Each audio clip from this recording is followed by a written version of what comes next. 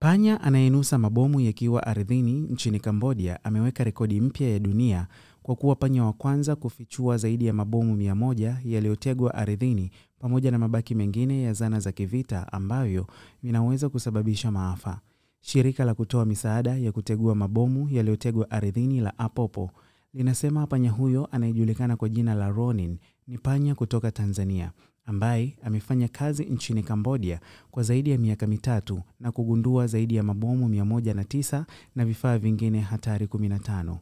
Katika taarifa iliyotolewa na Apopo, Ronin mwenye umri wa miaka 5 anaweza kuendelea na jukumu la kugundua mabomu miaka mingine 2.